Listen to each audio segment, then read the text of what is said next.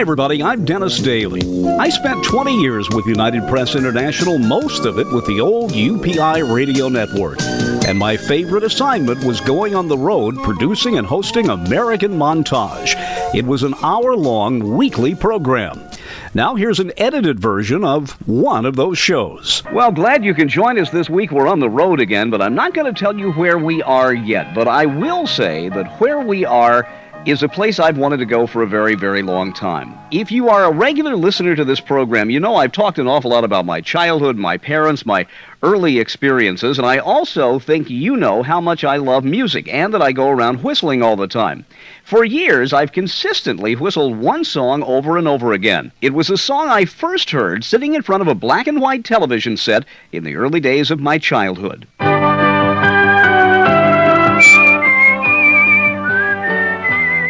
Well, I'm not going to bore you with my whistling, but that endearing song was the theme for years to a wonderful show called This Is Your Life, created by a wonderful man named Ralph Edwards. And even as a child, I somehow realized in watching This Is Your Life that broadcasting could be fun but difficult. On This Is Your Life, Ralph Edwards surprised someone every week, sometimes a Hollywood star, sometimes an average person who had just done well with their lives. During the previous week, friends and relatives were flown in. They then surprised the honoree, but putting all of that together and making sure that the honoree showed up was indeed a monumental task. But Ralph Edwards and his troupe carried it off week after week. For example, the great actor Victor McLaglen went downtown in Hollywood one night to do what he thought was a promotional film for a movie. But in the middle of it, he was interrupted by a voice from inside the theater. This is Ralph Edwards. What's this? Yes, I have to interrupt. Something very important is going on inside the theater, Vic. The amazing story of your life. This is your life, Victor McLaglen. Come on in here, Vic. And it happened like clockwork every week. The late Phil Harris cried his eyes out when he was being honored. Roy Rogers did the same as his family was brought to him by surprise, and even the old car in which his family moved west.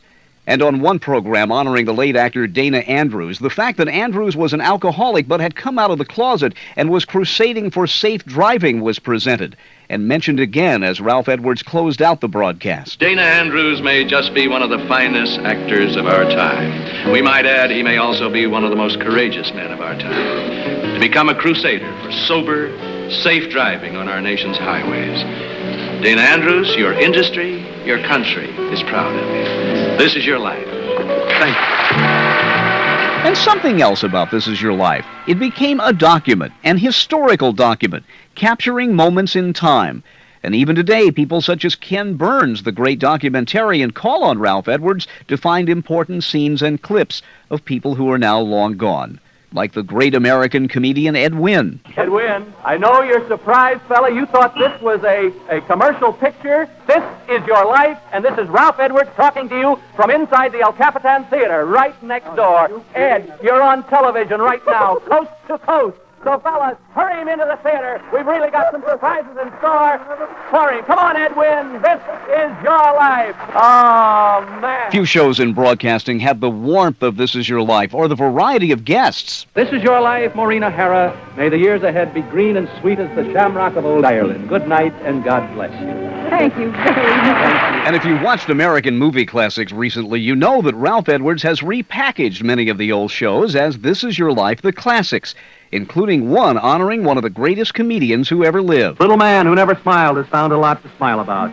Millions of people around the globe to whom you gave the blessing, the fun, the relaxation of happy laughter, join me in saying thank you. This is your life, Buster Keaton.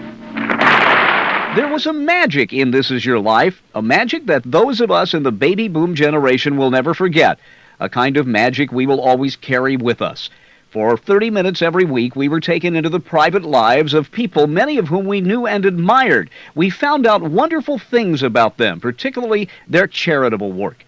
And we were amazed at the way week after week Ralph Edwards was able to bring all of this together with the help of a very energetic staff. Such as the evening Laurel and Hardy were together in a hotel room reminiscing and talking, and Ralph surprised them and put their lives on the air. Well-known people and the unknown, profiled week after week on This Is Your Life. You know how I love to take the show on the road, and I jumped at the chance of coming here to the wonderful little city of Truth or Consequences, New Mexico. A whole generation has grown up not realizing that Truth or Consequences took its name from one of the most important shows in the history of broadcasting, the show Truth or Consequences. Born on radio, the child of Ralph Edwards, then to television for a while, and we are down here celebrating the anniversary of the day on which the city of Warm Springs changed its name to Truth or Consequences. Over the years, Ralph Edwards has had so many people helping him, including Bob Hilton, who took the baton of Truth or Consequences for a while.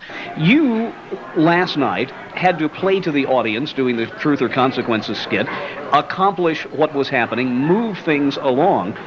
I know it may be an indefinable art, but isn't it kind of scary to get up there and realize that you have a finite little box in which to make things happen, and the onus is really on you in that? Not in the least. It's the most exciting time. It's exhilarating. You take a bit that's written on paper with words, and then you see it come to life, and you get the little innuendos of last night. You're referring to, we split the husband and wife up, and he was allegedly guessing the color of his wife's eyes and hair and stuff, and was pretending that he didn't know.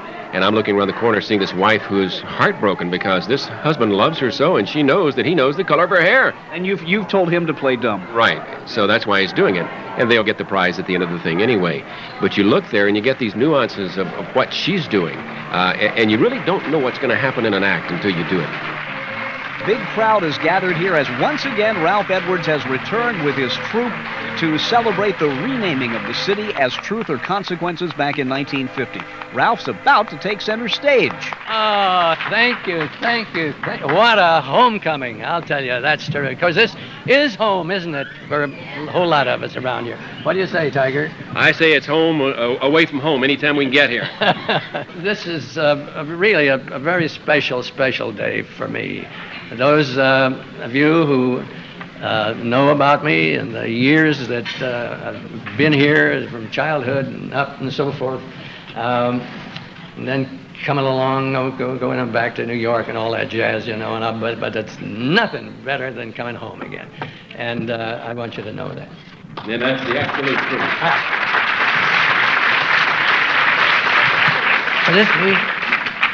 All right.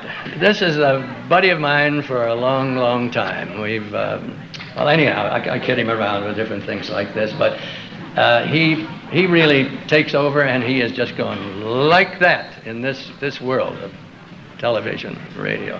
He's just a terrific man. Thank you very much. Thank you very much. Just put the money in over there. Bob Hilton. What a guy. I think we're ready to get started. Are you ready, sir? I don't know. Have they got the thing going for me down here? I think so. The thing's going to be set down here and the whole thing? And yeah. The thing. We'll run from there. Let's get going there. One of the great things about Truth or Consequences that caused it to become such a popular program and run for such a long time was that although it poked fun at audience members, it was never vicious. Bob Hilton told me that one of the keys was to never push the gag too far, because then you lose the sympathy of the audience. It's one thing to embarrass people a little bit, but it's something very different, and you see it too much on television today. Yes, the concept of Truth or Consequences was from a kindler, gentler era, but the concept still works. What did the fisherman say to the magician? Pick a card, any card. Hey, I didn't write it, I promise you, I didn't write it. Now the heart's in the dark, the town is sleeping.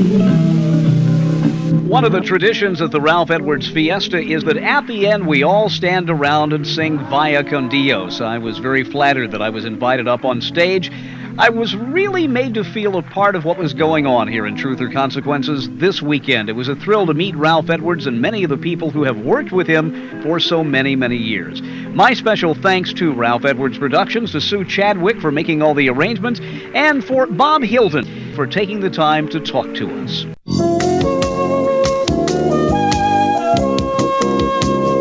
And there you have it, another edited episode of one of the American Montage programs prepared for the UPI Radio Network back in the 1980s and 90s.